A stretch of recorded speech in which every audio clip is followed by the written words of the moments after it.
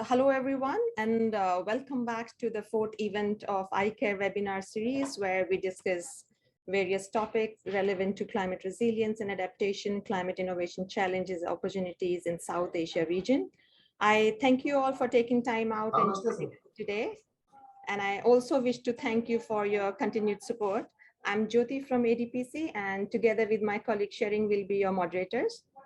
Before we begin, a few quick reminders. This webinar will be recorded and shared with you all through ADPC website.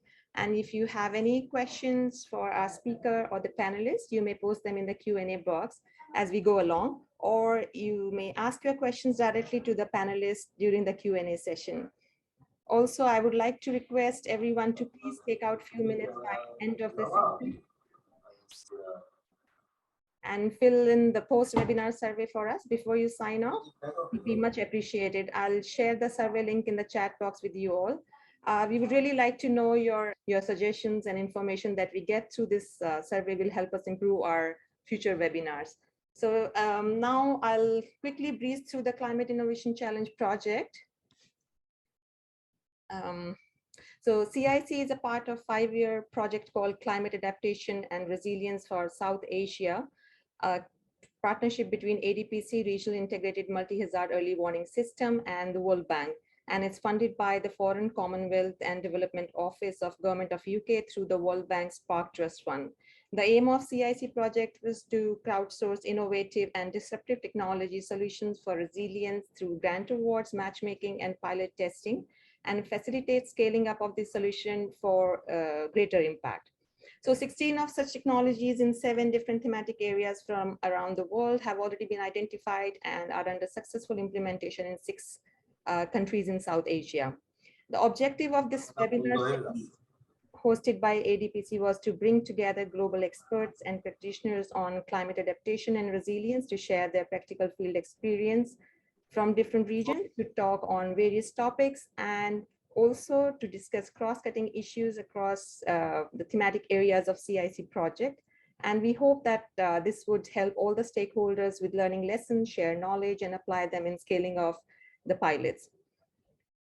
So why today's conversation? As we know that existing infrastructure system is already under pressure due to growing demand, and the impact of extreme weather events due to climate change make it even more vulnerable. There is an urgent need to build climate resilient infrastructure that is planned, designed, built, and operative in a way that anticipates, prepares for, and adapts to changing climate conditions that not only can withstand the increasing frequency of these events, but also recover rapidly from disruptions caused by these climate conditions. So in today's session, we will discuss the challenges and opportunities related to adaptation, resilience, and innovation in built infrastructure, strengths and weaknesses of existing approaches, how we can assess and bridge the existing gaps, etc. And we hope that you all enjoy and find today's conversation helpful and informative. Today, we have an amazing team of our guest speaker and 4 panelists who will be talking to you soon in detail on today's topic. And just to let you know that our panelists are also our innovators from the CIC projects. So starting with our guest speaker, we are honored to have Dr. Anshu Sharma from SEEDS with us. He is a co-founder of SEEDS, an Indian humanitarian organization that also received the prestigious UN Sasakawa Award 2022 recently. Over the last 28 years, Anshu has worked extensively on disaster risk and climate emergency issues, transforming the vulnerable into resilient and thriving communities. Anshu is known for his abundance of ideas. He has a keen interest in system thinking, innovation, and capacity building within the humanitarian sector. A professional trainer, he has been a driving force behind SEED's frontline disaster training, etc. Welcome, Anshu, and thanks for joining us today. Thank you, Jyoti, and a great pleasure being here. Big hello to all of you. Thank you. Now, turning to our panelists, we have Dr. Indrajit Pal, who is an associate professor and the chair in disaster preparedness mitigation and management at Asia Institute of Technology, Thailand. He is the deputy director of the Research Center South and Southeast Asia Multidisciplinary Applied Research Network on Transforming Societies of Global South, also known as SMARTS at AIT. Dr. Pal holds PhD in seismotectonic and earthquake hazard assessment, and his research areas include disaster risk governance, hazard and risk assessment, CBDRM, DRR, innovation and resilience, and disaster risk reduction. Dr. Pal has published 12 books and over 100 academic journal paper and book chapters. Welcome, Dr. Pal, and thanks for joining us today. Our next panelist, Ms. Roxanne Bandini-Mader from GeoNeon Australia, is a geoscientist with an extensive work experience in disaster risk reduction and spatial sciences. She's a co-founder and co-CEO of GeoNeon, a startup based in Tasmania, which develops solutions to anticipate the impacts of climate disaster using Earth observation, deep learning, and data fusion. She is driven by establishing long-term relationship with industry, governmental, and research institutions all around the world. Welcome, Roxanne, and thanks for being with us today. Moving on to our next panelist, we have Professor Terence Fernando from University of Salford, UK, who is the director of the Think Lab, which is an interdisciplinary research center focusing on developing technology solutions for the global challenges faced by society, industry, and government organizations. He has an extensive experience in leading European research teams for producing innovative solutions for industry sectors such as aerospace, space, automotive, and built environment. Some examples of his European projects include Design for Energy, Prosecco, and CrossDrive, which focused on developing collaboration platforms for creating energy-efficient neighborhood, eco-products, and space mission planning for Mars. Welcome, Professor Terence, and thanks for joining us. It's a pleasure. Our last panelist, we have Mr. William Van Deursen from Carthago Consultancy, which is based in Rotterdam, the Netherlands. William started Carthago Consultancy in 1995 as an independent consultant in the field of simulation modeling and application of model results in policy and decision processes. His expertise is to combine expert knowledge of hydrology, physical geography, and integrated spatial planning, water management policy development, and ICT tools. He has a strong focus on midterm and long-term water management challenges, adaptation strategies for fast-changing contexts, global change, and climate changing adaptations, all based on a long and in-depth experience and knowledge of interactions between water management issues and related socio-economic issues and strong analytical and modeling background. William believes that all the talks of water management, adaptation to climate change, nature-based solutions, all that we spend on geo-ICT, hydrology, and simulation is only worth the effort if it adds to improving the livelihood of people. And he is also convinced that water management challenges seldom deal with the isolated water issues, but always involve societal changes and problems as well, only by considering this broad societal context. Strategies to improve the situation can be developed. And I couldn't agree more on that, William. Welcome and thanks for joining us today. Thank you, everyone. We are very grateful for your time and contribution and really looking forward to an interesting session today. With that, I would like to call upon our guest speaker, Mr. Anshu Sharma, to kindly share his presentation with us. Microphone is yours, Anshu. Over to you. Thank you very much, Jyoti. It's great being here. We have some great panelists. You have a great project under which we are doing it, and I can see a number of really good people in the audience. So a privilege being here. And over the next 20 odd minutes, what I'll do is recognizing that this is a very prestigious platform and a very high profile project under which we are meeting, but also recognizing that we are most of us meeting here as friends. I would like to, in an easy way, share with you some of the lessons that I have gathered in the last few years in this space of innovations and humanitarian action, and see if any of those make any sense to you. I think it's also striking, when you speak about the CIC program and the 16 technologies, it does strike me that one thing I often struggle with is people versus technologies. So where are the people who we aim to serve, and how do we balance between a technology-driven approach, and a people-centric approach.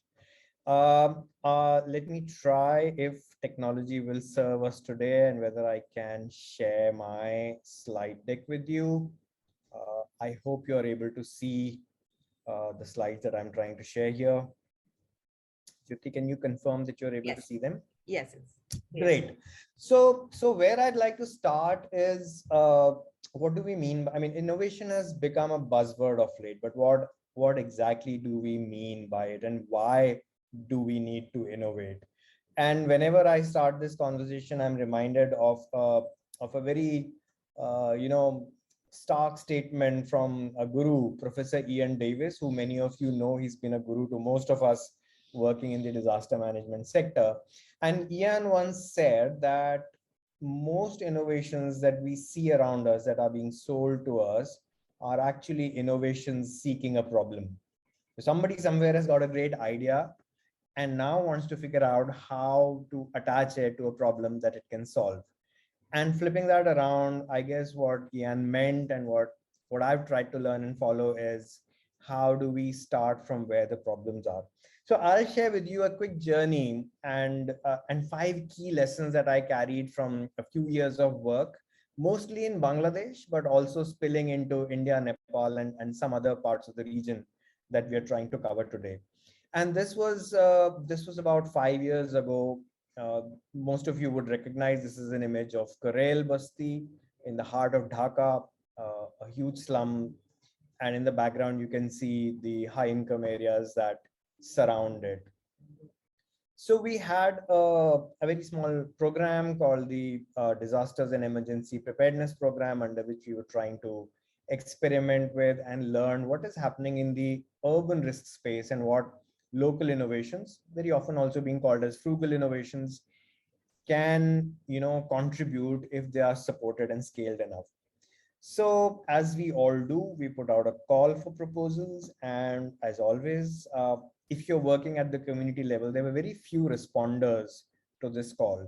So we figured out that there's something going wrong. Many people don't see their work as innovation. They think innovation is something very high profile, slightly scary, very tech oriented. It must have phone apps and drones and stuff like that. But we were seeking something smaller. So we thought that we'll start doing some walks. We call them our innovation walks, and we would walk on transects and talk to people and try to find these innovators, local innovators, who were not responding to our call. So in a few very interesting things happened in these walks. Firstly, we had thought we are in the heart of Bangladesh. We'll be dealing with the problem of flooding and the rainfall and storms and stuff like that. But recurrently, we were hearing the theme of heat. People from this basti were reporting back that the biggest problem is heat. They're not able to manage that. And that was something new. We all read about urban heat as an emerging issue, but to hear it from communities was something relatively new. And then somebody in our team who happened to be an architect suddenly noticed that, and this is the part which you're seeing in this image, said most of the sheets that we see, these CGI sheets, the tin sheets, are very new, like glistening new. There are a few you may see on the bottom left which are old and weathered, but most of them are very new. So we said, why are they new? And then we were told that, a while ago, a few months ago, there had been a fire and most of the houses had burned down and they had been rebuilt. So, okay, so what did you do new this time that you learned from the fire? And they said, earlier we used to have bamboo walls, but since we realized that walls burnt very fast and the roofs didn't burn, which were made of tin, we now made the walls also of tin. So now you have tin boxes, and then obviously they heat up really fast. So we put some data loggers, some thermometers that log data around the clock. And we realized that when the outdoor temperature was in the range of 37, 38 degrees, the indoor temperature was about 45 degrees. And who's indoors during the day in the summers? It's infants, their mothers, people with disabilities, older adults, and people who don't have even other spaces where they could move out of the house and go to. So obviously there was a problem. Now, when we started walking and looking at the kind of solutions we can find, then the first lesson for me that came up here was that the answer is right there, but you see it and yet you don't know what you're looking at. And this, in fact, what I've written here on this slide is a quote from another guru, Professor Nabil Hamdi, who talks about participatory processes, including action planning. And this is a guy who was on his rooftop and his house was completely shaded. You can see a gourd there. He was growing gourd and other things, using a discarded net. And when we went and spoke to him, he had things creeping up his walls also. And his name is Mohammed Rafiq. Now, Mohammed is growing these vegetables, and his house happens to be about 8 to 10 degrees cooler than neighboring houses. And he's amazing. He talks about the fact that he's able to grow these vegetables because he was a farmer back home. And a lot of his neighbors have seen him do it and tried, but they can't because it's not as easy as it looks. For us, the key was that he's able to cool his house down drastically. And so the local innovation team, we were working with Dhaka Community Hospital, and the people who came on board said, okay, what can we learn from this and how can we start customizing and how can we start scaling the whole process of cooling roofs and cooling houses therefore. And a series of experiments happened. What you can see here is one of those thermal scanners, which is telling us that if you're looking at, in this case, it's actually a brick slab wall, the surface temperature of 65 degrees cools down to about 50 degrees. So more than 15 degrees drop, even with a contraption device, which is made of recycled material that can be found in abundance in these kinds of slums. And then somebody came forward and said that, hey, that's a little tacky. What I can do is I can use thermocol for this purpose, and that will serve well as an insulation piece under the roof.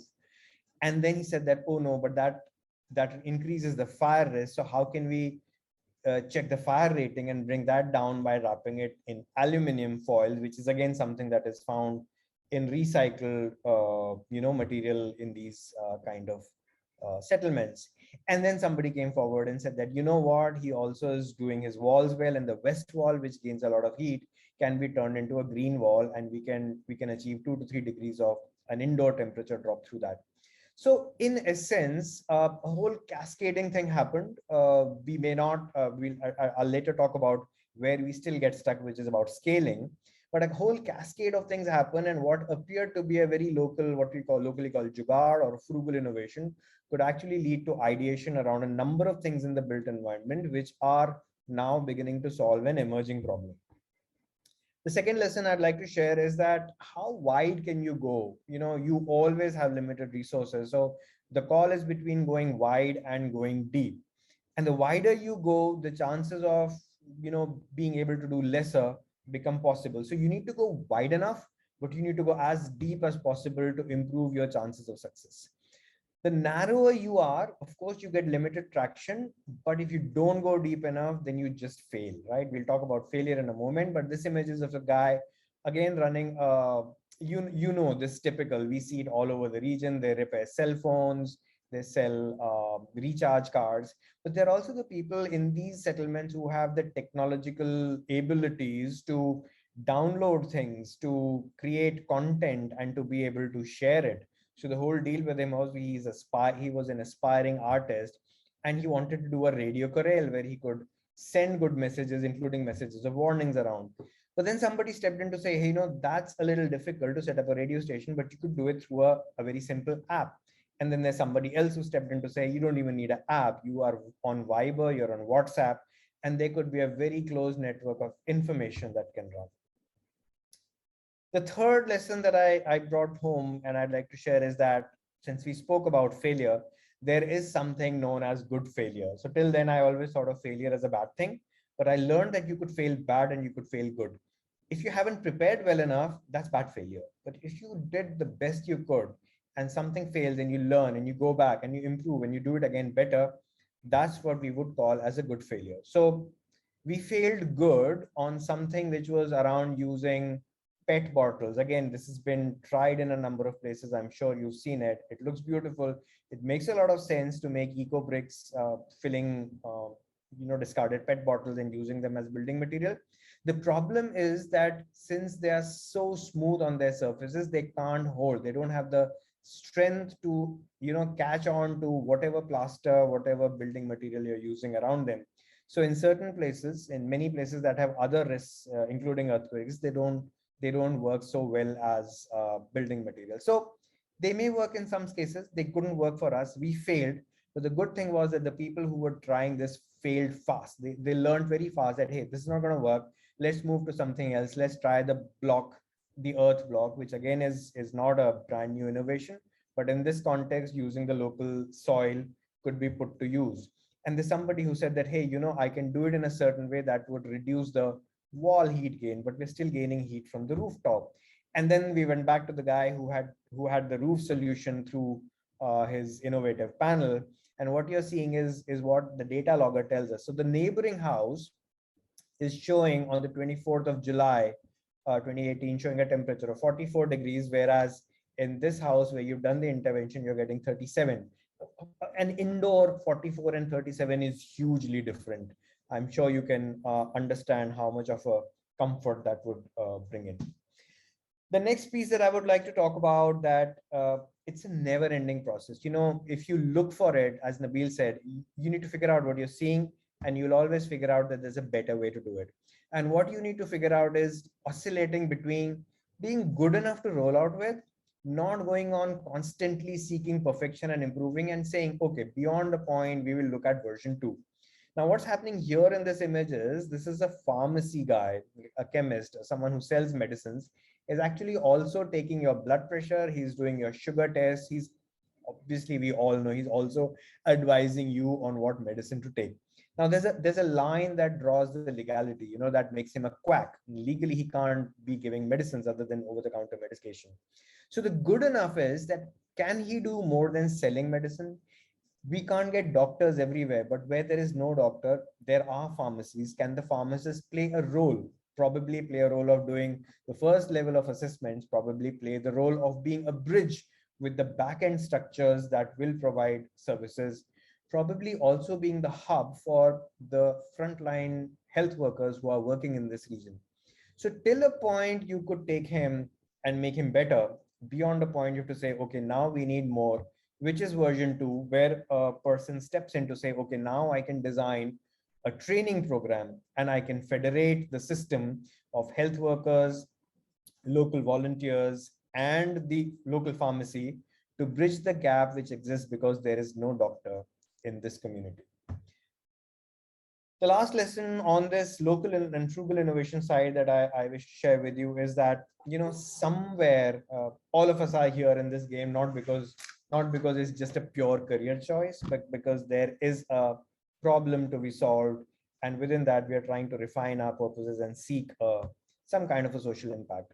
But when we do that, and many of us are coming from a background where we are used to working in the grant model, you get a grant and you use it, and then the grant is over, and you've learned, you've demonstrated, but things don't sustain and scale beyond that. And when you're speaking at this scale, the lesson that I bring here is that if nobody's making a living from it, then it won't go on, and it'll last as long as your grant cycles last. So the intervention that you see here is that somebody, and there are a number of these, those of you working in this region would be familiar. These are little snack stalls. They sell puchkas, they sell chickpea to kids who come there. And to attract children, they run these little television sets where they are showing them movies, mostly cartoons all day long. And if you can intervene and say that along with these cartoons, can we play some material which is going to inspire and educate them around the messages that we want to bring about? But then can we also do a little bit of fortification and cleaning up in the food that we're giving so that it's a little more useful and beneficial? You can map it to the kind of deficiencies that exist in children in this settlement. And if you can figure out that the water that they're drinking, it can be cleaned up using very simple uh, local ways. You see here, what you see here is a sand filter, but then this gentleman was able to turn it into a compact unit, which could be actually installed at source where the tank is supplying water, and he could turn water way better in quality as compared to what it was. So this is the background of what I basically bring, which is in the space of community-based work and people-centered work. And if you really wish to solve this kind of problems, I think the summary line would be that someone in a vulnerable community near you where you're trying to solve the problem has the answer. And our job should be to seek that answer out rather than create an answer or import it from somewhere else and then try and paste it. So back to where Ian had talked about innovation seeking a problem. This is a story map. We do try to keep populating it further, but that's where the journey, often needs to begin. So seek them out, support them, and scale them. The last piece, and scaling, of course, is a problem. So I'll talk a bit about that. And in the last couple of minutes, I'll also try to talk a little bit about the technology piece that I had, flagged. So where would technology come in scaling? And for us and colleagues who I work with, one of the things that sort of, attracted us and inspired us is that in the last few decades, in the last couple of decades particularly, cyclone warnings and other met warnings have improved drastically. They've become accurate, they give more lead time, and it's really useful to know when a cyclone is coming in, where it's going to strike, or for that matter, a heat wave or an extreme rainfall event. But what this woman says is that it will be far more useful if I knew what this particular cyclone is going to do to my house. Will it get damaged? Will water fill in? How much? For how long? When? And that's the information that would really, the impact part of the warning would really make the difference, because right now we are evacuating 1 million people from our coastlines every time there's a warning, but then we can bring down, we can make it more precise, more useful if we had this information. So now the pitch I'm making is that technology, I am a great fan of drones and satellite imagery, one I'm showing you here. The pitch I'm trying to make is that technology is an enabler. It may be an innovation in the technology domain, but it's not really an innovation that inspires us in the humanitarian domain. So this is a satellite image of the settlement from where that woman's image was, photograph was. That Satyavati, the settlement is in Puri in the eastern coast of India. So what you see here is that from a satellite image, and this is a lower resolution because for fringe areas you don't get very good imagery, but even on this image we can identify a dozen different kinds of roofs. And if you actually fly a drone, you can verify that it's fairly easy to figure out which kind of a rooftop will see more damage. It's actually fairly easy to figure out what kind of a rooftop will have what kind of a walling system, what kind of utilities inside that house, probably even what kind of a socioeconomic profile that family has. Using that, you could actually code this information at scale for these 1 million people to figure out very quickly which are the pockets which are of highest risk. So you could focus your evacuation work and your response work around that. It is the same warning, but you could calibrate it to these particular houses, these particular clusters.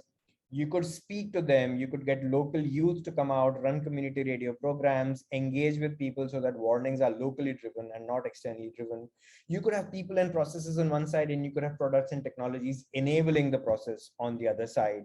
You could eventually embed things like climate schools. Many of us have known about them, worked with them, but now we are talking about an entire chain, a value chain where this fits really well.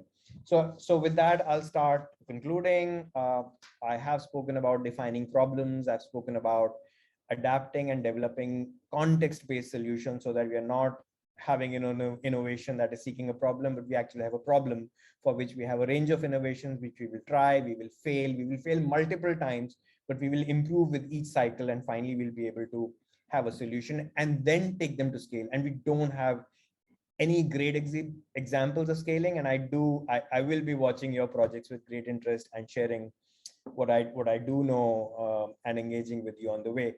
In my view, the definition that we've tried to bring out is it's just a simple way of doing things better. That's what innovation is. Often I even try avoiding the term innovation so that we can focus on this. And in the last slide, let me just make, since I'm here and I'm talking to all of you who work in the sector, a very tiny marketing pitch. There's another call, a very tiny call out, largely right now focusing on India, but we will be expanding to the region. Please do help us take this forward. And this time, more on a human-centered scale, we are talking about how can we make our innovations more inclusive. So more focus on people. With that, I stop here. Jyoti, I hand this back to you. Thank you for this opportunity. I look forward to any questions, any comments, even things that can make us think a bit more on this. Jyoti, over to you. Thank you, Anshu. Thanks for sharing such wonderful presentation. I'll be getting back to you soon with some more questions after this presentation. Now, I would like to turn to Dr. Indrajit Pal for his presentation. Over to you, Dr. Pal. Yeah.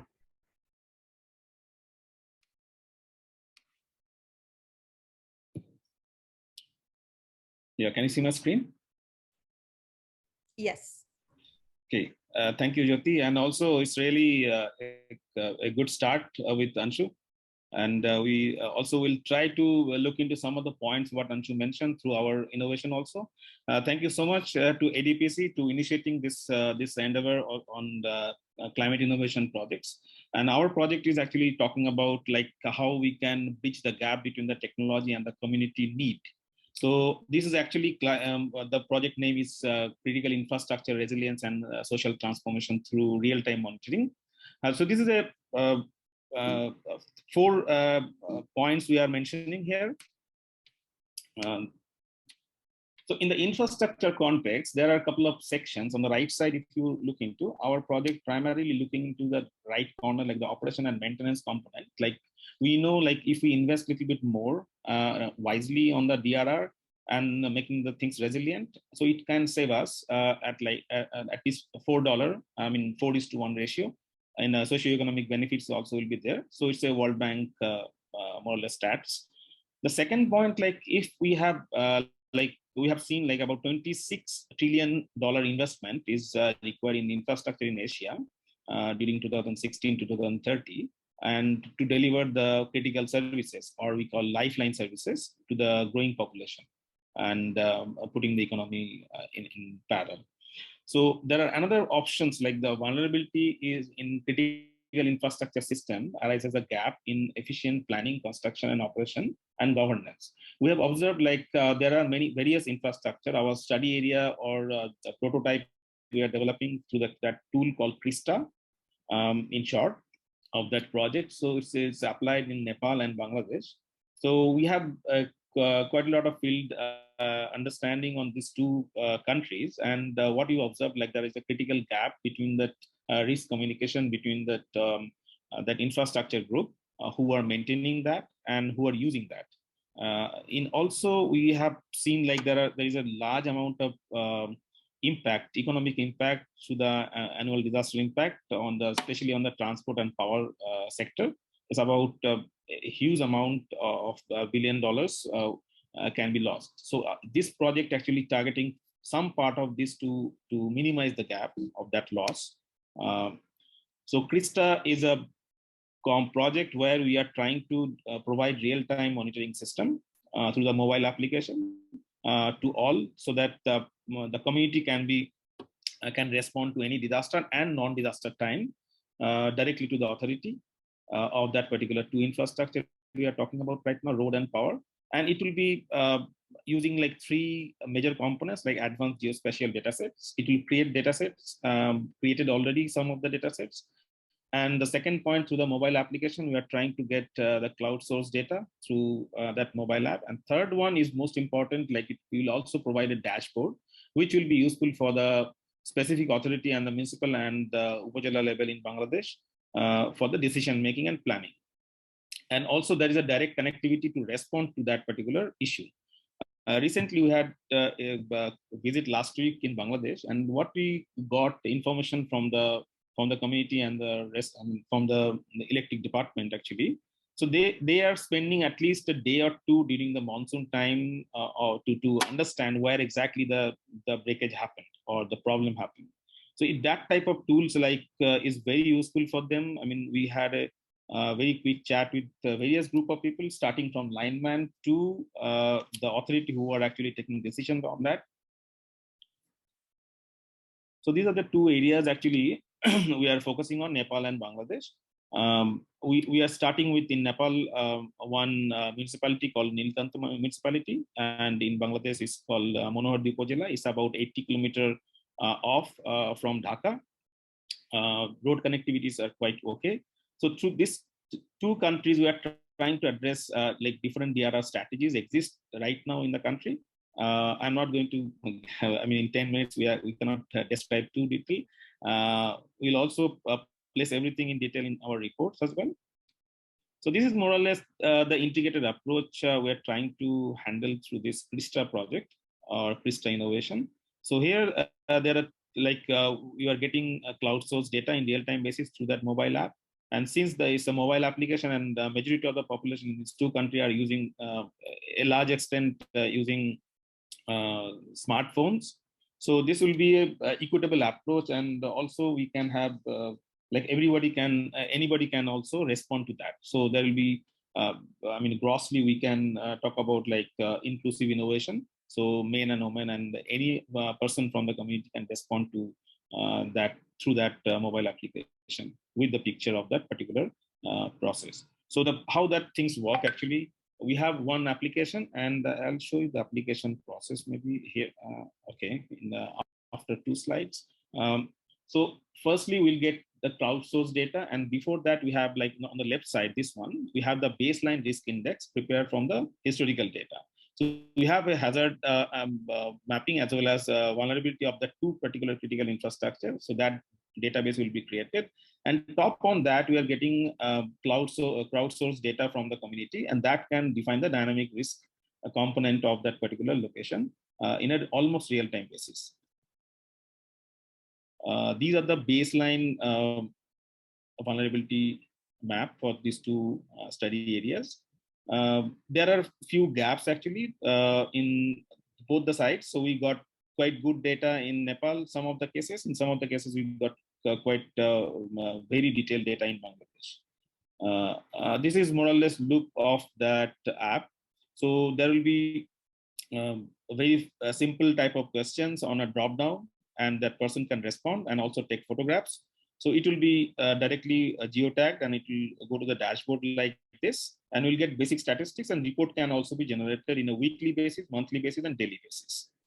And the report will be in HTML format. So anybody that who will be using that report, they can take decision based on that report as well. So this is my last slide on the conclusion part of this innovation, what right now we are working on. CRISTA will provide a real-time monitoring system, which will provide the risk assessment as well as decision support system, and it can also provide a risk communication process as well. And also give a platform to the community for their perception for the risk decision making. It will increase the community participation in the risk management, so that community can directly be a part of the decision making. And this technology, since I mentioned, it will be across the community, so it will provide some sort of social transformation and also educate them about the different type of risk. And they can also visualize where things are happening on their mobile. The last part, CRISTA can also be integrated in the current local government's framework. In Nepal, we have already, there is something called BPAT portal that is very much well accepted by the government. It is also started like this, and we had a dialogue with the government, how we can integrate the existing tool with the, our CRISTA tool with their existing structure. So it's quite possible, and it can enhance the process of the disaster management in Nepal. In Bangladesh also, we are trying to look into that. So with that, so this is our few publications on infrastructure and civil engineering and on governance and resilience. With that, I'd like to conclude. Thank you. Thank you, Dr. Pal. It was a very interesting presentation. With that, I'll request Roxane to start with her presentation. Over to you, Roxane. Good evening, everyone. And can you hear me okay? Yes. Okay, good. So I'm going to share my screen. And do you see my screen now? Yes, we can. So thank you for the opportunity to be here tonight. And so I'm going to talk about the adaptation, resilience, and innovations in global infrastructures, and give an example of how Earth observation and deep learning can enhance actually infrastructural resilience.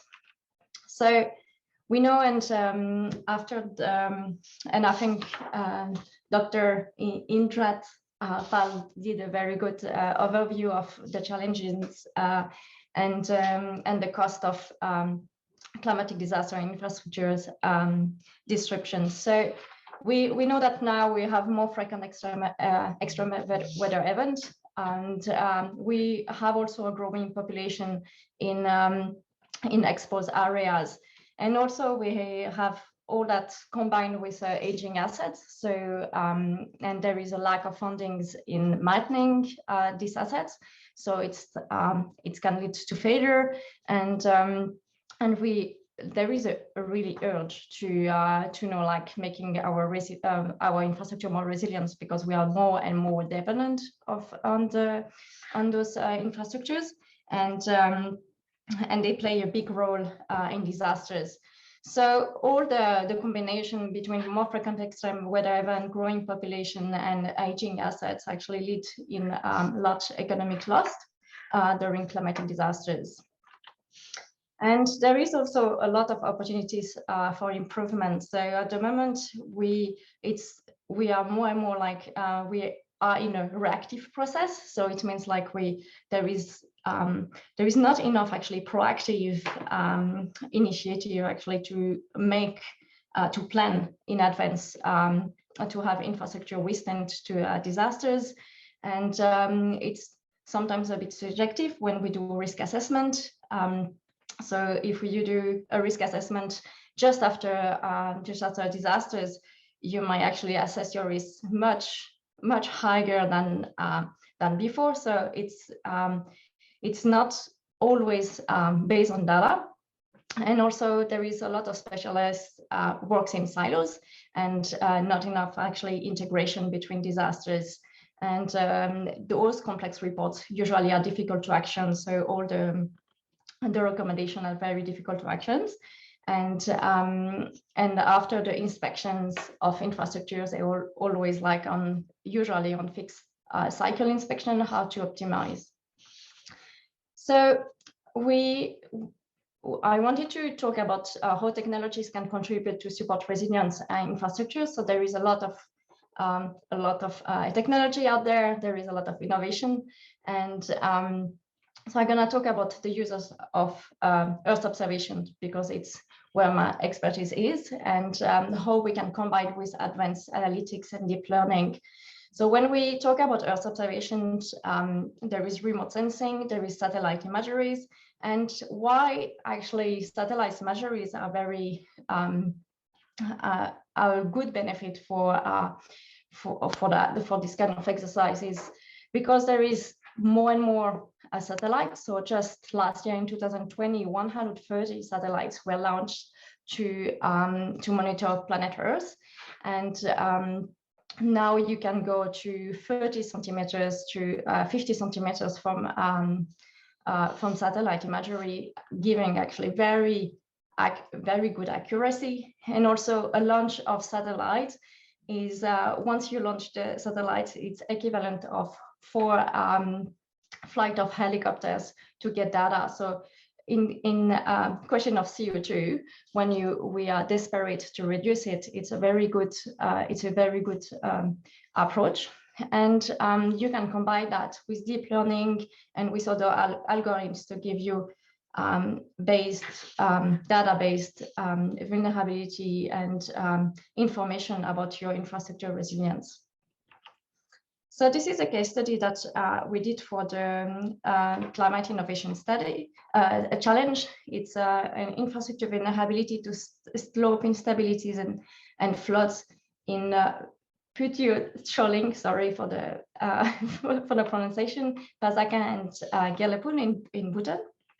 So the project was to develop a scalable solution to enhance the understanding of infrastructure vulnerability to climatic disasters. So we focused on rockfall, debris flow, landslide, and flood. And that was really this aim to assess a very large area, so 2 large areas. So in total, it was 400 square kilometers, and identify hotspots where critical infrastructure were the most vulnerable. So that was really to think about like how we can really look from the top and make decisions based on data. So this is the area of interest, and that sounds quite small with the size of the country.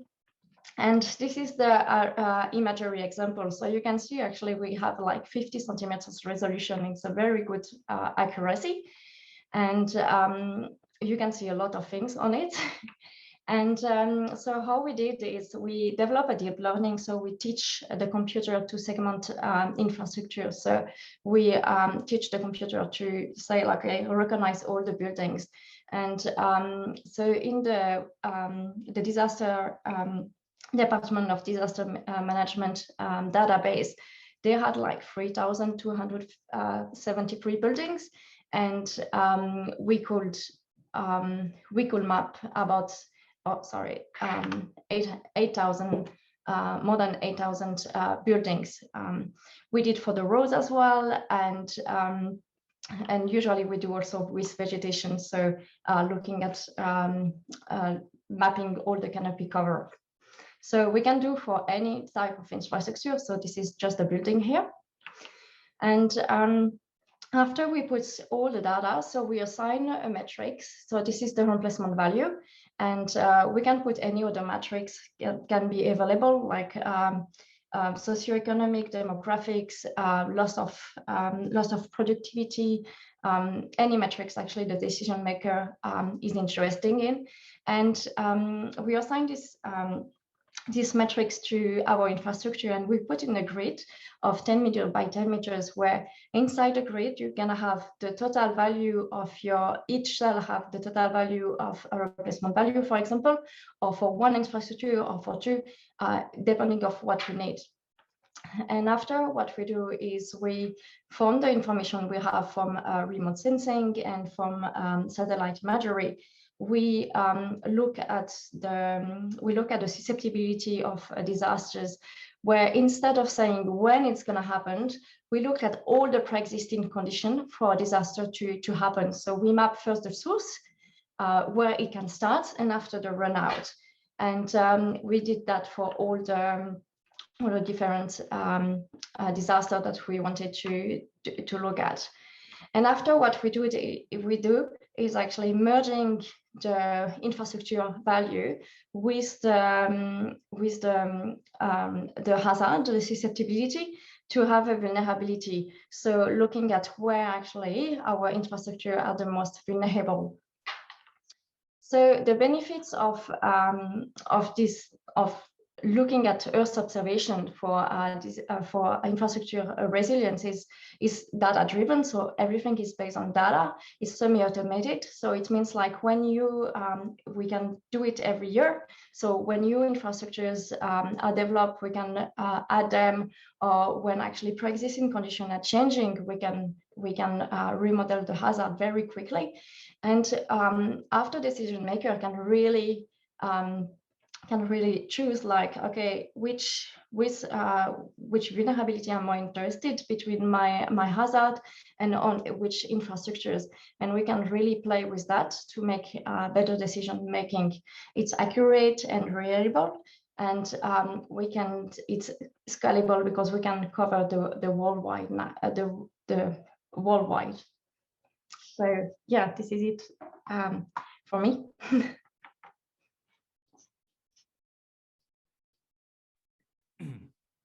Thanks, Roxanne. Thank you so much. Now I would request Professor Terence Fernando to kindly start with his presentation. Over to you, Terence. Thank you very much, Jyoti. I'm trying to share my screen. I think Roxanne is still. I'm still sharing my screen, but stop sharing. Sorry. No worries. Okay. So can I make sure that everybody can see my presentations? Okay. Yes. All right. Good day to everyone. Hope you're well. First, I would like to thank ADPC for inviting me to give this presentation. So my presentation is going to be about digitally enhanced multi-agency collaboration for building resilience communities and environments.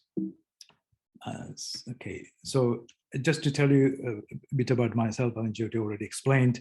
So I'm from the Think Lab, and our main focus is about bringing people together to bring innovation through digital technologies.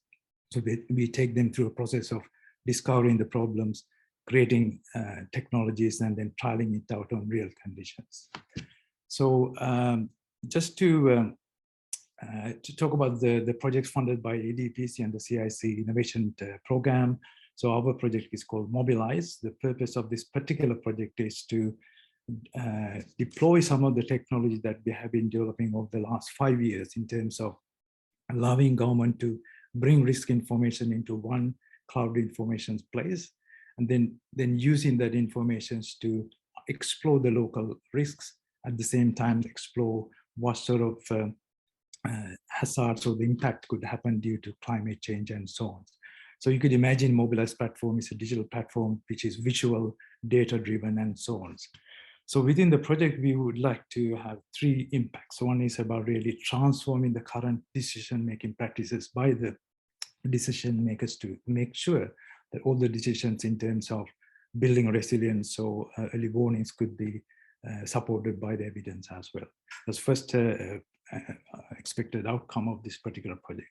Second one outcome is to make sure the community is an active participant in the whole decision-making process in terms of generating early warnings, receiving at the same time, providing the local knowledge to the decision makers as well. So within this project, we have taken Kalutara in Sri Lanka as one of our case study area. So that's because that particular area is experiencing landslides, floods, and drought, and so on. So our partners are University of Salford, National Building Research Organization, Textile Systems Limited.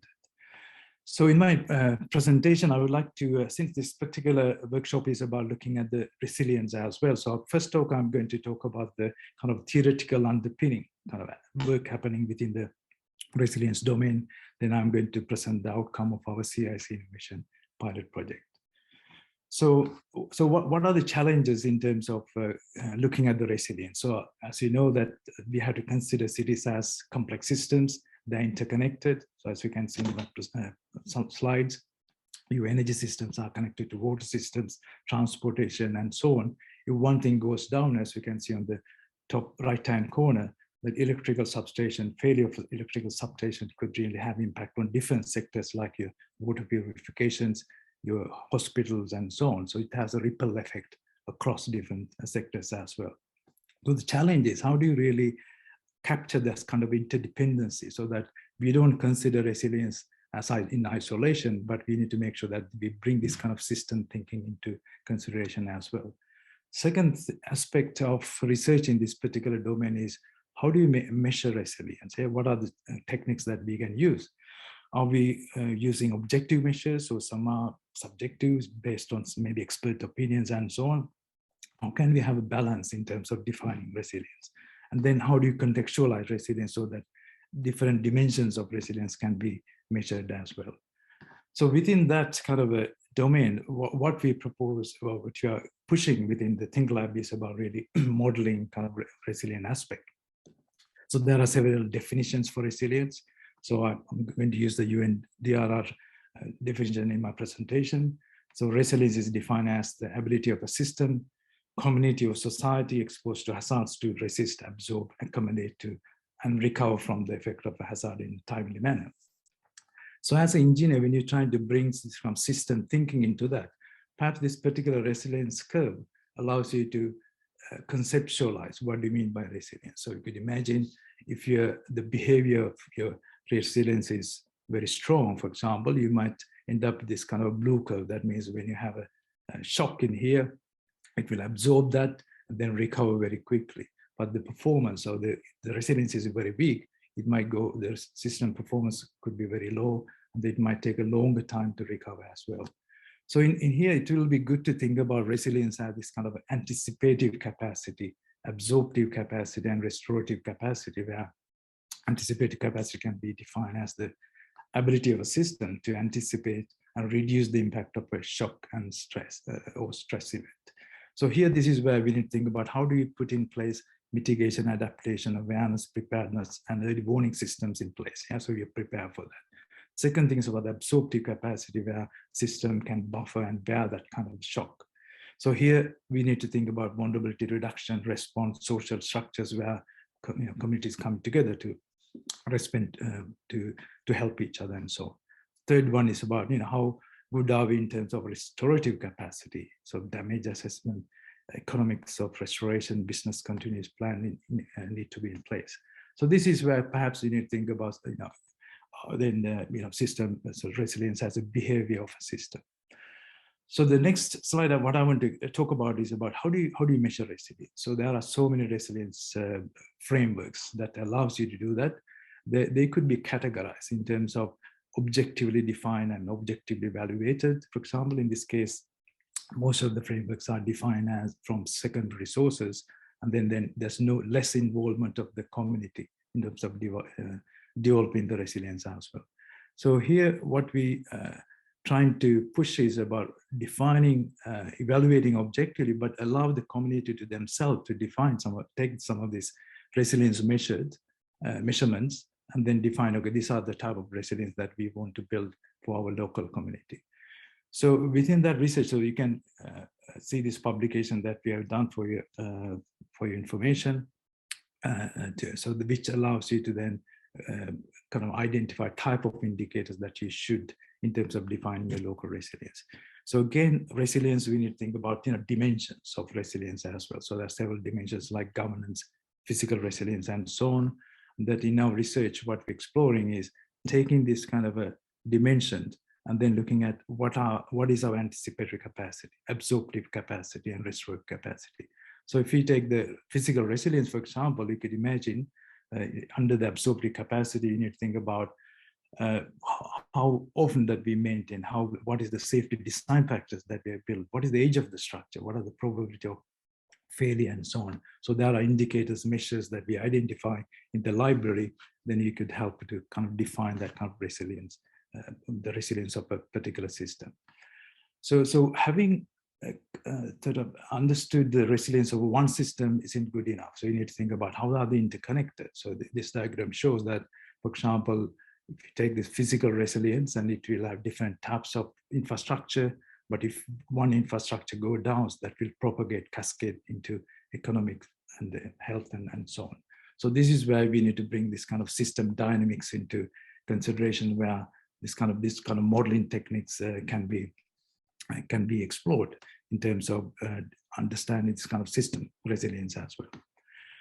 So how do you operationalize system resilience? So as I said before, you need to think about building capacity, anticipatory capacity, absorptive capacity, and so on.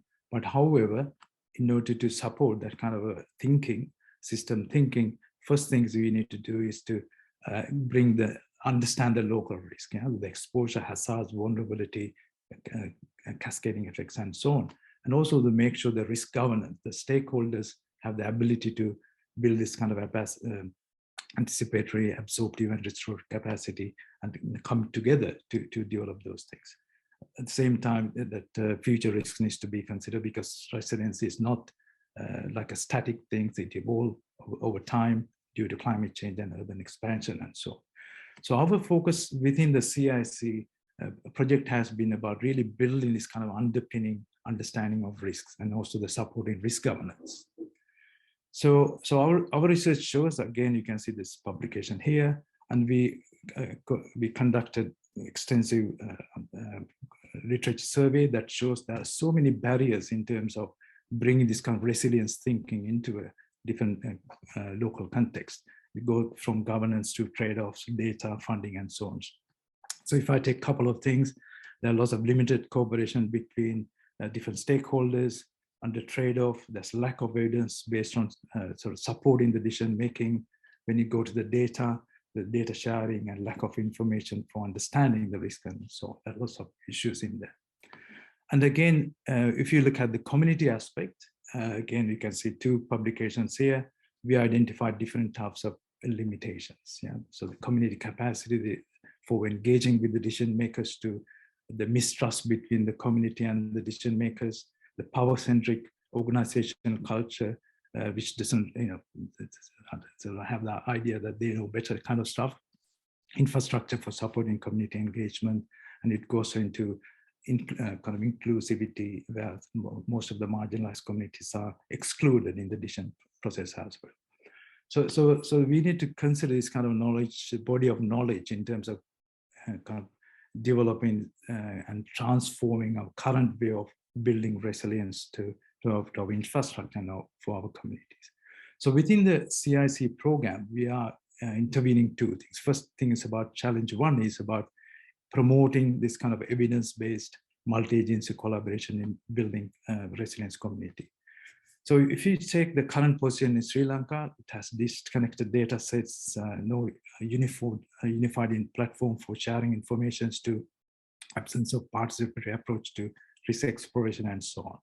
But position that we want to achieve during the CIC innovation program is to create this kind of cloud-based information sharing platform and promote collaborative approach to stakeholder engagement in DRR and so on. So then our intervention is but through kind of risk information, risk exploration, scenario generation, and so on. So imagine that you want to bring this kind of technology for this kind of environment, and then you have to have a kind of broad range of infrastructure information to go into that, going into building types, to social information, critical infrastructure, and so on. So our idea is that we want to bring organization, build that kind of a data engine, and then should allow them to bring real-time data, citizen information, allow them to simulate what-if scenarios about potential disasters and so on. So we developed this kind of mobilized platform which allows you to do that. And then this is the kind of architecture which is more sort of microservice architecture, which you can plug in different services. So in order to bring this kind of innovation, you need to think about you're going to more complex, politically loaded kind of environment.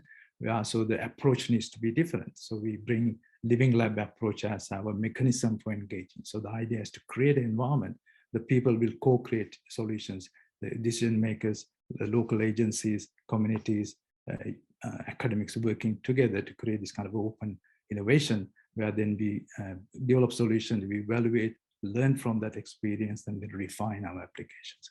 So the living lab kind of concept has been developed within the Kalutara district in collaboration with NBRO.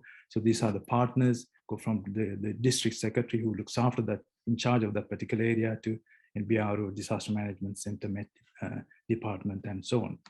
However, that involves lots of engagement, communication, and it's a kind of long journey in terms of supporting this kind of transformation. So in that kind of discussion, we identify kind of several challenges from them. The first one is for supporting stakeholder engagement in identifying the communities at risk to develop targeted programs. Then it goes into the community-based multi-hazard early warning system that brings the community as an active participant. So I'm going to go a little bit faster because of the time. All right, this is the mobilized platform that allows you to do that. Yeah, so that we bring data from different organizations. The first thing is about in this area, the landslide hazard mapping information that allows you to build up that kind of understanding about the high risk area, the landslide symptoms areas. As you can see on the dot, the second slide on top right, that shows that where the landslide symptoms has been recognized by NBRO. You can overlay residential buildings on top of that. And then also the landslide flow path allows you to understand not the initiation, just the initiation point, but how that flow path will affect the community down the stream as well. So through that kind of a data analysis that we have identified high risk areas. Now you can see the circles that bottom middle. So that shows they identify about 160 high risk areas. And then from that, by working with the district secretaries and so on, they identify 30 high risk communities that they want to engage.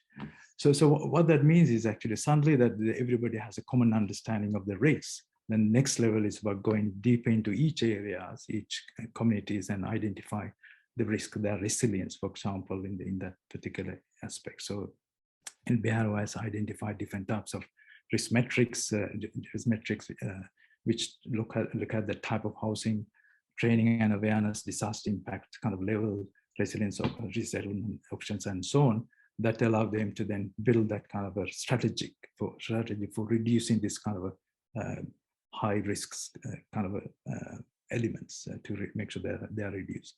At the same time, the NBRO and us, so we work together to go into the community to identify their community voice about what would they like to see in terms of things like safe location for during the evacuations, to looking at the type of facilities they need in terms of building resilience as well. So the second intervention that we did under the CIC program is about community-based early warning systems. So what we identify in the current position is the delivery of early warning messages is not very effective for receiving them. So the many apps receive different hazard alerts, and the intelligence from the community is not used effectively, do not receive area specific hazard information. They think, oh, this is not relevant to me, for example, and then it doesn't have access to sensor data that's implemented by different organizations. The future position that we want to achieve in this project is to have one integrated app for receiving this early warning messages from different organizations. At the same time, community to become active participants, because they sometimes realize that a spring could emerging from a particular area might indicate that there are some, there's some movement in that particular area. So they want to inform that into the organization as well, to the authority to take some action.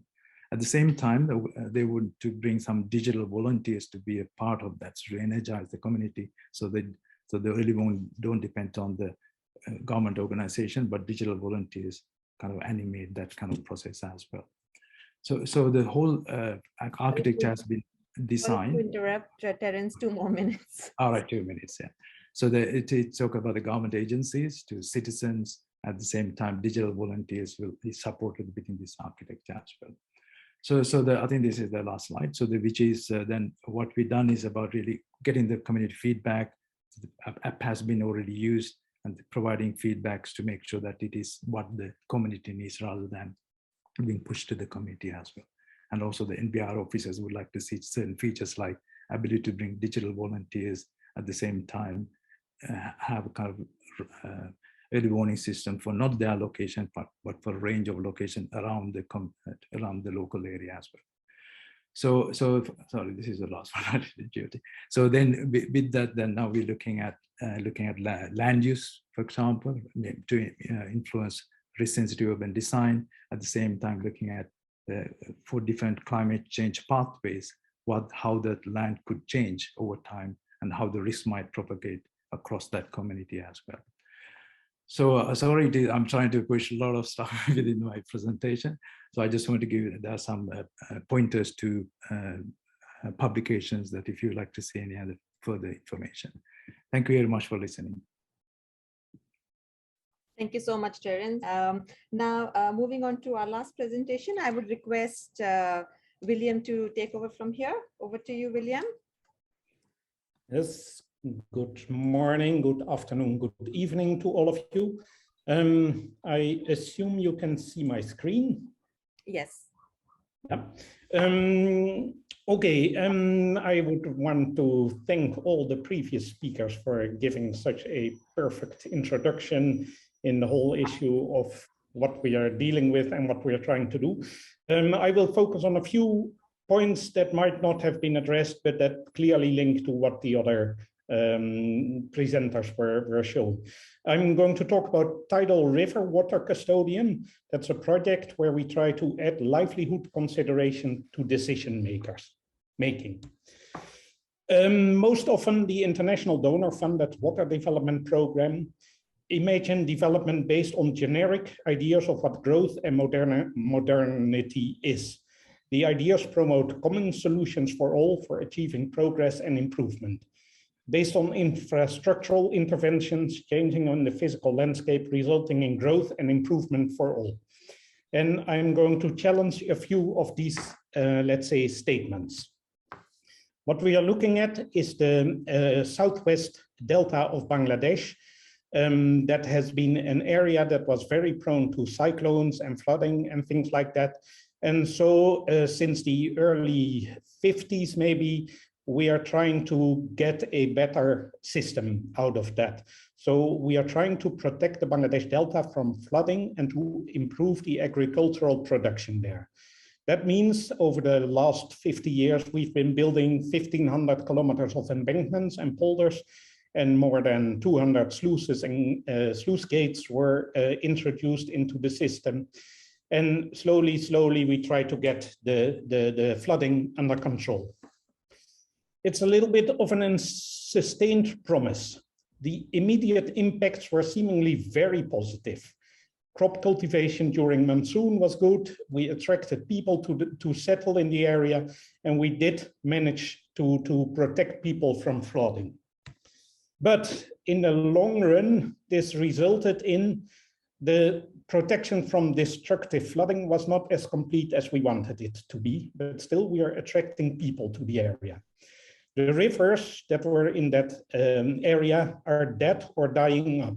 And that is because all the tidal processes and tidal dynamics are basically now being cut off by building these polders.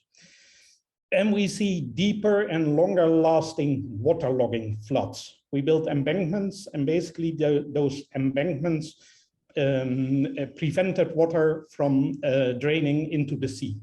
And basically, we ended up in a situation where the cultivation is inhibited and it is really damaging crops. So what you see at the left is the picture of this is what drainage congestion or inundation looks like. And on the right, you see the picture of the silting up of the rivers, and the drainage congestion is really entering the area. There is a proposed nature-based solution for all of this, and that is called tidal river management to revitalize the rivers and bring in sediments. And of this tidal river management, the physical processes are fairly well understood. We, as water managers, we understand what we are doing, and we understand how the system works. But there is a very unbalanced loss and gain of livelihoods. And that makes the implementation of this kind of processes very challenging. Let's look at the landscape a little bit. You see a map of the southwest area of Bangladesh, and you see all the red dots. All the red dots are where we went into the field and interviewed people, lengthy interviews, and talked about what is your relation to the rivers, to the landscape, to the water management, all of that. If you look at this animation, you can clearly see the darker parts are where the water is, the drainage is hindered, and where the drainage congestion really takes place. Okay, let's see a few of the people living in that area. Abdul, you can see where he is on the map, and he is an educated and humble person. And he is also and now I cannot see my own screen, he's the union leader of the local ANSAM team. This means he is part of the local, let's say, the important people there.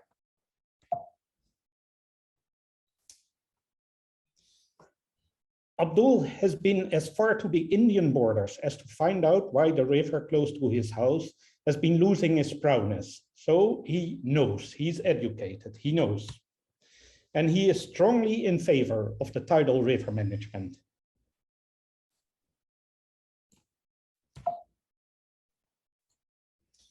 The next person we interviewed, Mr. Khorshid. He's a carpenter and a farmer. He has been forced to change his profession due to the changes in the nearby river system and the effect those changes had on his local farming practices. So he used to be a farmer, but the system doesn't allow him to do the farming anymore. He doesn't own any farmland anymore. And he is clearly in favor of river dredging. Don't do the tidal river management, don't go for those nature-based solutions. Give us the river dredging and solve the whole issue for me. Let's meet Mahmouda. Mahmouda is 50 years old. Mahmouda lives in an area where the government is actually intervening, and they are dredging the rivers to revitalize the rivers. This is what happens if dredging is taking place too close to Mahmouda's house. Still, if we ask Mahmouda, do you think the excavation needs to be halted as you are suffering? She says, no, it should go on. Although I have to suffer, it's only temporary. If excavation will bring good fortune to everyone, if the river gets back to its life, that will benefit us all. We are dependent on the river. So we see three very, very different stories of people living in the area that we try to improve. And the questions now is, does this way of development for coastal areas in the global south really improve situation for all? Can we apply this one-size-fits-all approach to the very diverse physical, social, economic, cultural, political landscape? Do we really understand the systems we are dealing with? Can we use our value patterns of the water engineers as a template for them all? Do we really want to improve on agricultural production, even though it kills livelihood for quite a few people there? We have to re-evaluate what are we actually doing in this area. And can we start including diverse livelihoods into the decision-making process? Well, what we try to do in the innovation project is we try to make a decision support process that is based on these life stories. And so we are making a very simple, let's say, concept of how the whole system works. And on this, this overview of the system, we try to build mental models of the people living there through serious gaming. So here you have an overview of the river system. There's the different polders in the system. In these polders, there are the different beels where we can do tidal river management, all that kind of things. And this we turn into a game. So we make a game board and we put the different characters on our game board. And now, of course, it becomes interesting because we have a system in which we can simulate, and we have the people living in the area for which we can now start asking, what would that do to their particular situation? How would that work? We can turn this into simple simulation modeling, where we have the same conceptual idea of our system. And we can try to see what are the channel dynamics, what are the beel dynamics, what's happening to the physical system. And we can also try to evaluate now, and what does that do to the different livelihoods of the different peoples. And so we are building a decision process that is to structure the discussions on the interventions with a particular focus on the livelihoods of the people. Of course, this is not my own work. So I have a team, the Tidal River Water Custodian team. That's me, that's Maisha Ahmed from Bangladesh, Shanur Hassan from Bangladesh, who is currently in the Netherlands, Mahmouda Mutahara from Bangladesh, Jain Shams also from Bangladesh. And that is the team that I would really want to thank for the marvelous work that they have been doing. And I have a take-home question for you. Our research shows that in just one river basin, 100 by 60 kilometers, that's not covering the entire Earth, that's only a small river basin, we find an enormous diversity in livelihoods. We find people who are dependent on agriculture, who are dependent on fish, who are dependent on paid labor for other farms. We find people who are in favor of the dredging. We find people who are in favor of traditional methods, such as the tidal river management. And the question is, can we just use one global perspective on how we look at these very localized challenges? Or do we need to include many, many more perspectives in our decision-making processes? I want to thank you all for your attention, and hopefully we have some discussion about this. Thank you, William. Thank you so much, everyone, for such a wonderful, informative, and absorbing presentation and shedding light on some of the very important points at macro and micro level, which was very helpful and interesting. Now, I'm going to get back to our guest speaker and request him to briefly answer some of our key questions. First of all, congratulations to you and your team, Anshu, for receiving the UN Sasakawa Award. Now, moving on to our first question for you. What do you think, how critical are the risks posed by the increased frequency of extreme climate events on existing infrastructure, and what are the challenges and potential opportunities associated with them? Okay, thank you so much. Thanks for your wishes to Jyoti. I think one broad sort of a thought is that in the interest of time and in the interest of doing justice to the questions that are coming up, wherever I'm responding, I'll try to be brief, but I will be available for bilateral or group conversations later on to take this forward. Starting from this first question itself, it's a very complicated, it's a very advanced question, very difficult to answer in a few sentences. Probably I don't even have a complete answer. And then I would also request the other panelists to please add wherever they would like to. I think it built into the question itself is a very complex, metric that we need to figure out. And I was really sort of enamored with the presentation, the last presentation that Willem was making, and the take-home question he gave. I actually quickly noted it down. Willem, I'm taking the question home. I think I'll have to think a lot about this.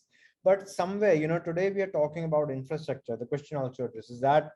The infrastructure resilient, why do we want the infrastructure to be resilient? Infrastructure resilience for us is a means to a larger end. The end is the resilience of the most vulnerable people, some of whom we saw in the images today in the presentations. And that's where our clientele is, that's where our end goal is.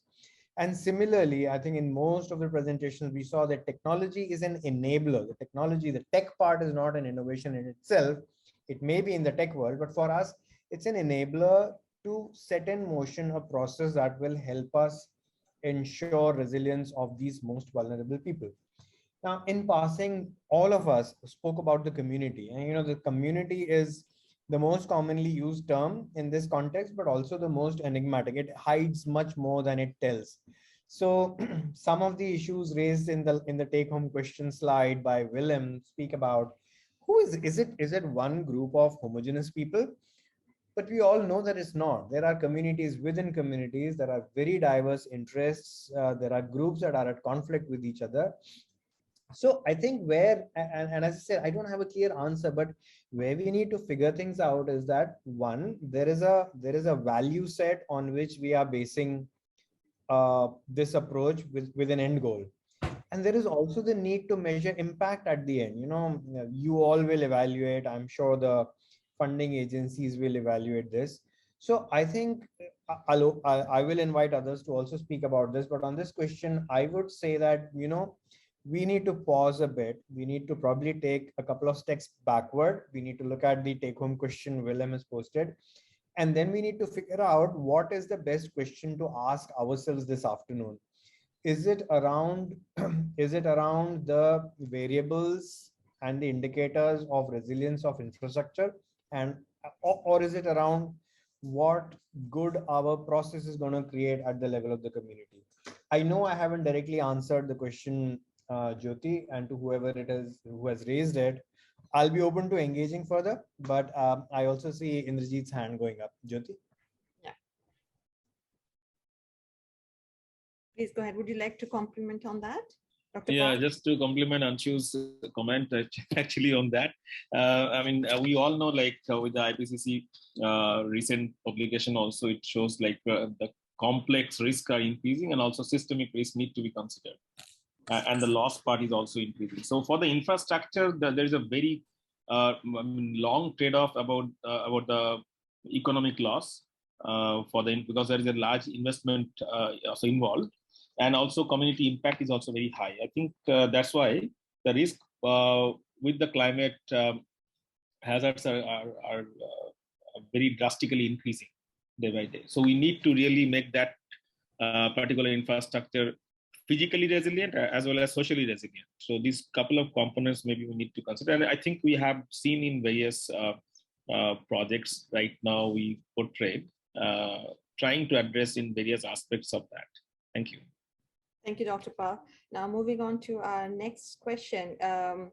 Could you please tell us briefly what are the challenges in measuring and collecting the existing data on infrastructure strengths and weaknesses of these approaches, and how do you think we can assess and bridge these gaps? To you, Anshu. You're muted, Anshu. Okay, so you're fielding them all to me. Do feel free, Jyoti, to These are the invite key the questions other for you. panelists if they're better suited. Let me take a stab at this, and let me start from what Indrajit just spoke about. See, we are increasingly seeing our infrastructure go down in disasters. I think there have been enough telling images and headlines from starting from the Bangkok floods, where we saw a lot go down, to almost every country that we are representing today. In the last few years, we have seen unprecedented damage to infrastructure from cyclones, from floods, from storms. And one of the when the question comes, what are the challenges in measuring? I would peel them off in various ways. There is the one challenge in the past has been a technological challenge. How do you set the right metric and make that happen? I think most of the presentations we saw today answer this really well, and it's telling us that the evolving technologies, whether it is remote sensing through satellite imagery, or it is deep learning, the kind of models we are able to run now, and the ground truthing that we are doing, is really helping us solve that much better than it did even say 5 years ago. But there are other problems, where so if the moment you start getting a few answers and you try to figure out why is this happening, then it opens up Pandora's box, because the kind of planning decisions that are being made, a lot of the imagery we've seen in recent years on infrastructure has been urban. We've seen airports go down in floods and storms. We've seen ports go down. We've seen highways, railway lines very recently go down. And for all of these, you could look back and say that there is a problem in where we are placing our infrastructure and the way we are building it. So decision making on location, on technologies is problematic. A lot of this decision making is technical. A lot of this decision making is political. So you actually, the more you unravel, you start opening a Pandora's box on how good infrastructure has been. In fact, some of the imagery we saw was around rivers and river embankments. We all know that's a huge, complex conversation that has been going around for years. Have the embankments done, more good than harm, or more harm than good? So I think in a simple way to set up a system and to be able to measure is fairly straightforward. Some of these we've seen answers in today's presentation.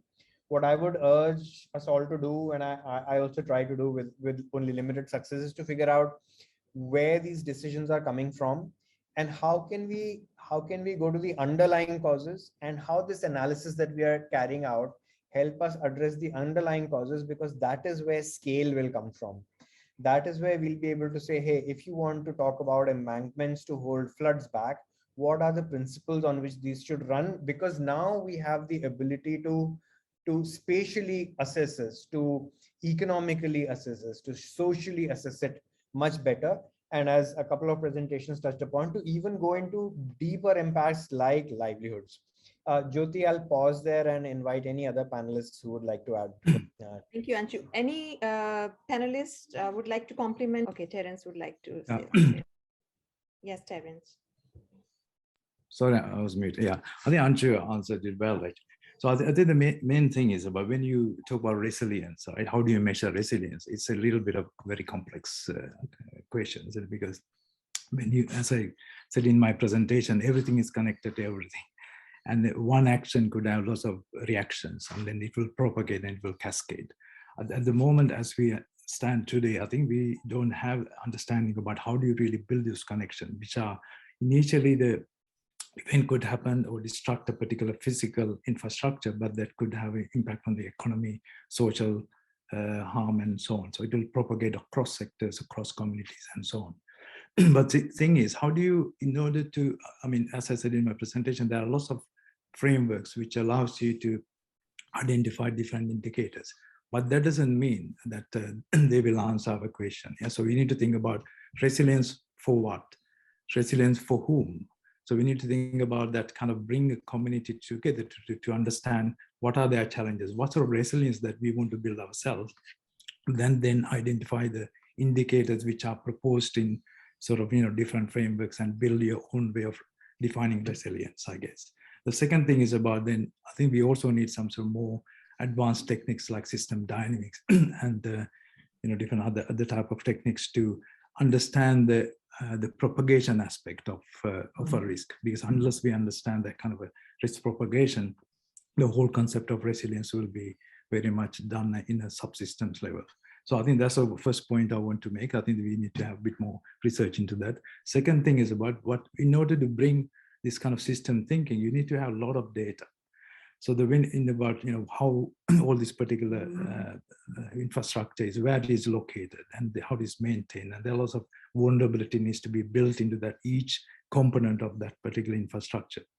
But the thing is, when you're trying to get that information can also be used for negative purpose. So for example, if you terrorist attacks, if you know those the dependency, if you know the vulnerability as a system, you exactly know where to attack.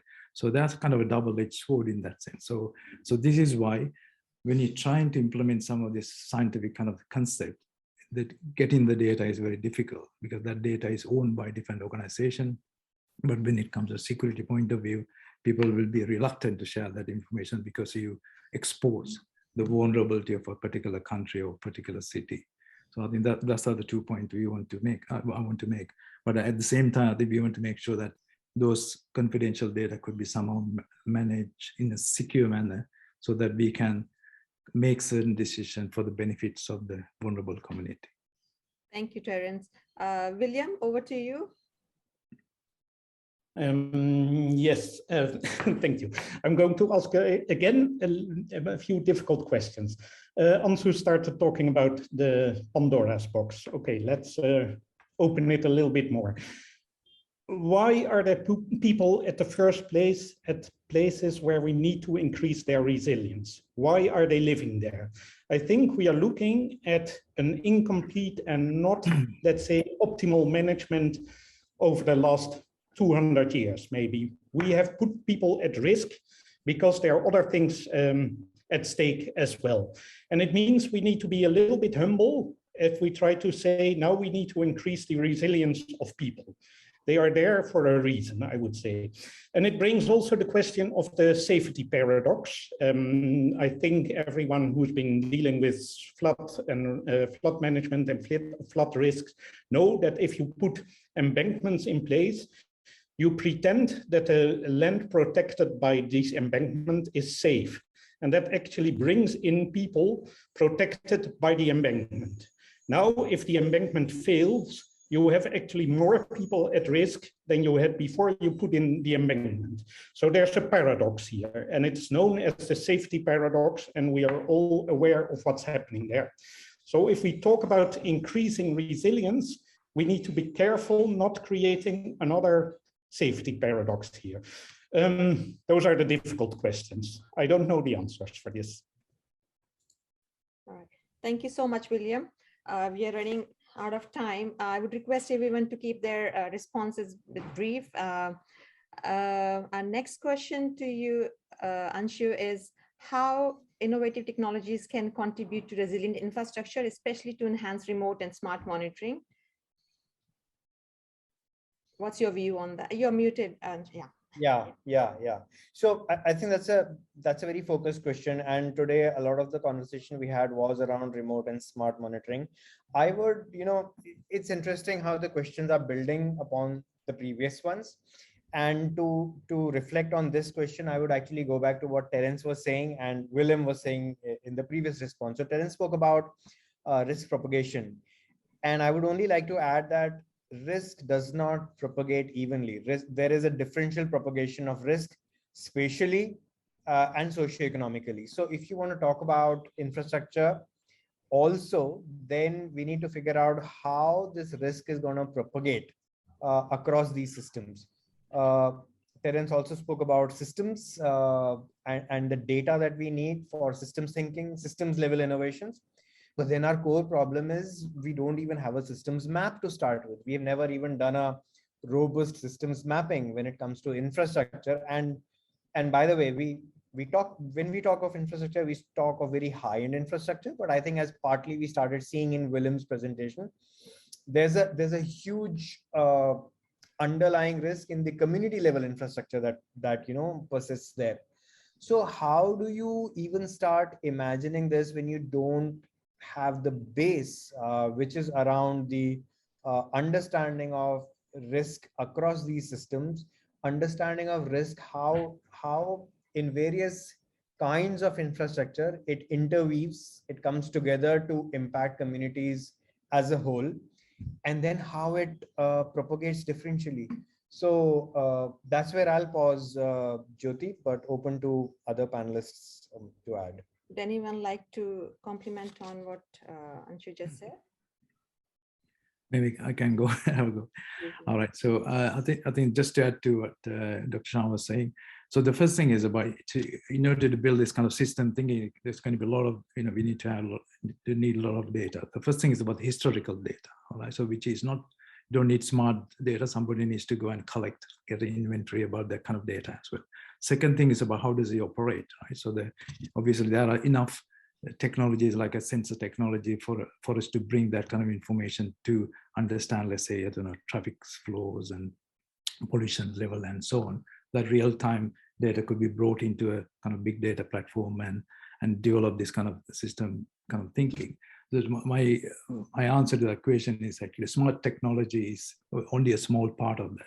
There are a lot of background work needs to be done in order to collect the information. So we have the baseline initially.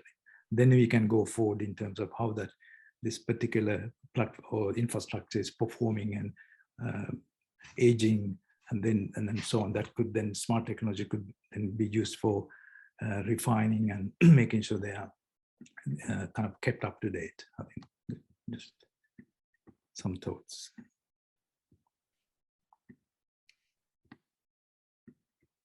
Yeah, Indrajit. Yeah, I mean, linking with Anshu and Terence, a few points like with responding to question number 2 and 3. I think there is a data gap. We know all like about the granular data. The fine data are very difficult to get, especially from the community level data. I think the technology can bridge that gap. And through our different products right now, we have seen, and we can collect that information through the community. And that will give like two-way benefits. Once communities also get informed about the potential risk. And at the same time, we're also collecting data that can be resourced for the big data as well. So I think the technology can really help in collecting data, which can really help on the risk processing or assessment. Thank you. If I could quickly add, Jyoti, before we move on. So this is I think this is a really important conversation. It's relevant to all of us and all the presentations and all the projects that we spoke about today. So it's very easy and very attractive to talk about big data, but then as I think Terence started laying out and Indrajit has added, for data to be usable, it needs to be labeled data, right? Labeled data is available for some infrastructure. For the rest, it can be organized, but we don't have any such labeled data for community level risks, the end goal that we are trying to achieve. So as Indrajit says, then your next option is to go out and try to get this data from communities, right? And collect it, which is an extremely slow process, which is a very expensive process. And the process is also not completely robust, because then there are questions asked about the channels through which this has come up, and how accurate is the information that has filtered up to your system. And then finally, even if you're able to get this together, then comes, so earlier Terence has spoken about data ownership and data security. Who owns this data? And then you get into data privacy issues, because if you want to bring granularity that Indrajit is talking about, then there's data that goes out which can raise questions around who owns it, who are you to share it, who are you to hold it, and how it can actually potentially harm some of these communities. Because bear in mind, on the other side of this infrastructure is a vulnerable community that we are concerned with. Very often that vulnerable community could be marginalized in various ways. It could be a migrant community, it could be a persecuted community, it could be a squatting community. And then you open, so So the paradox and the Pandora's box that Willem spoke about becomes even more complicated, because now there is a whole new set of dimensions that come into play. So Jyoti, I'll pause here. We can move ahead, but I think these are the kind of questions that are that trouble us, all of us, day in, day out. They keep us awake at night, and they hold us back from really seeing the traction we would like to see in all our projects. So very relevant discussion. Thank you for this. Jyoti, if you permit 30 seconds, maybe just to add with Anshu, like the data part, data privacy, and also like data infrastructure, collecting that data and keeping it properly for the usable data. That is a very challenging. I think for the infrastructure, it's mostly, I mean, our project is talking about the public infrastructure, and not that type of private data. So I think, and most of the data are geotagged. So there is a little bit of process maybe we can implement, like how to collect the data in a way so that it can be more authentic, because we cannot go back and check every time. You very rightly pointed out. So I think we need some way, like we have seen in various projects, like Roxin also mentioned about some process like where you can get very high resolution data.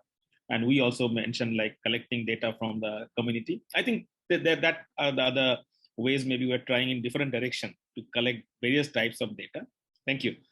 It is a very interesting discussion. Thank you. Thank you so much. Thank you, Anshu, and big thanks to all our panelists for your response to the question. It was a very interesting discussion, and I'm sure it was very helpful and much appreciated. Now it's time to proceed to our Q&A session, but I'm afraid, looking at the clock, I may not be able to take up all the questions, but I'll definitely take a few here. And for the remaining questions, please feel free to email your questions to us, and we'll have them answered and get back to you. My first question is for Dr.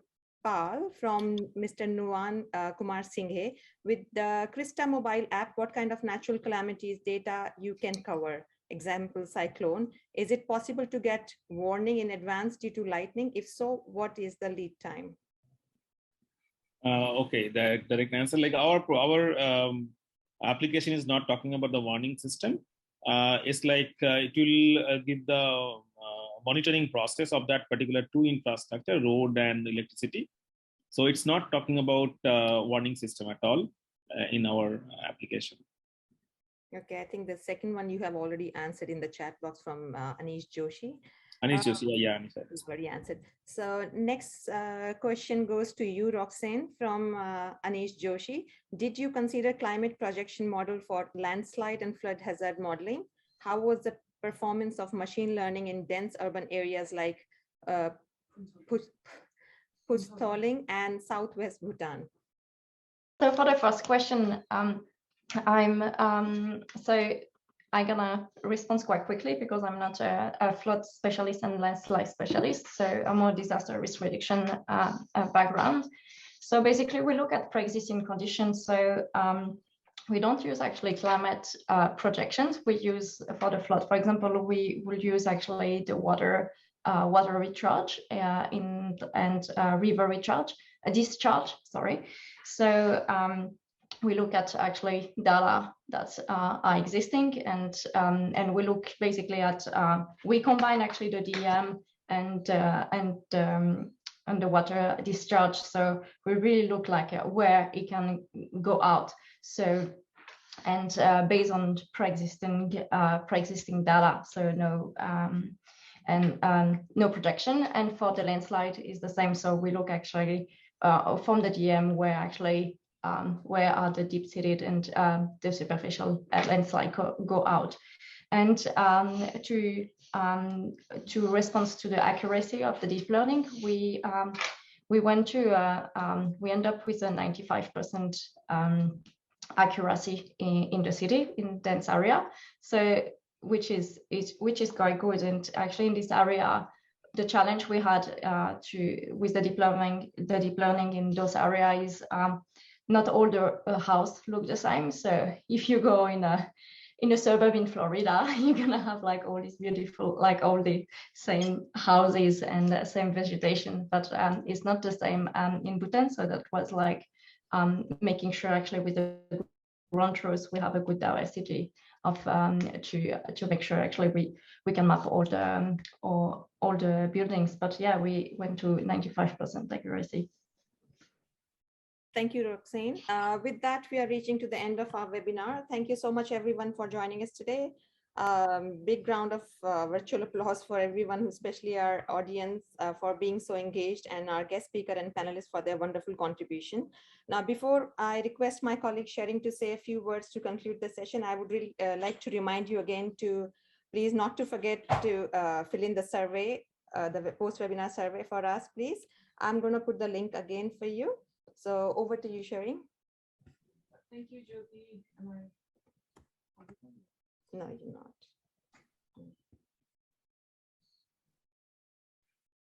Okay, thank you, Jyoti.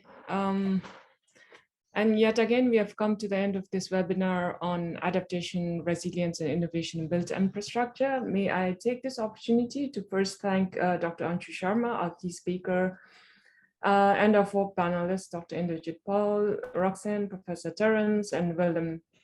Our key takeaway today through our speaker and panelists is what it means to innovate and why we do it. Some of the lessons and challenges faced, the cases and approaches to innovating in some of the most vulnerable communities in South Asia. We saw innovation as a response to real problems or real needs through the cascading processes of ideation and innovation, and that of striking a balance between scaling and going in depth to achieve some of the desired results. We were introduced, or rather reintroduced, to the idea of good failure. And I really like that, those two words, good failure, and iterating into building it better and the next time round. The need for solving a problem and having a social impact in its deployment was reiterated by Dr. Anshu Sharma. Finally, we saw technology as an enabler in the value chain of achieving the desired results. We saw the cases of technology solutions in meeting the needs of some of the most vulnerable communities and the lessons and challenges faced by the Climate Innovation Challenge innovators as they come to the end of their deployment in South Asia. From risk information and data authenticity to be used in the design and adaptation measures, the need for systemic thinking given the diverse interests and localized perspectives, to redefining the objectives, the need for building meaningful partnerships, contextualizing and building capacities of communities to take these innovations to scale. So these are some of the challenges, lessons faced by our innovators and what they have shared. We saw that in Nepal and Bangladesh, AIT is deploying the Krista platform as a near real-time monitoring of road and power infrastructure. In Bhutan, we saw NEON is supporting the districts to provide an overview of infrastructure vulnerability. In Sri Lanka, we saw that University of Salford is, with the Think Lab, is deploying the Mobilize, a cloud-based risk information space. In Bangladesh, we saw that Carthago's tidal river water custodian, a decision-making framework on resilient and adapted livelihoods. For more information on the innovations currently being piloted in South Asia, please visit www.adpc.net/CIC. Thank you again, everyone, for joining us today. A special thank you to our guest speaker again and our four panelists. We hope to see you again in our next webinar on innovative water management solution in changing climate on 27th July 2022. We'll confirm with the speaker and panelists and announce in good time. I would like to remind again of the survey that is that we would like you to fill up. Jyoti has already shared the link. Have a good morning, good afternoon, or good evening, wherever you are. And thank you again for joining us. Thank you for a great afternoon. Thank you. Lovely. Yeah. Thank you, everyone. Thank you. Thank you.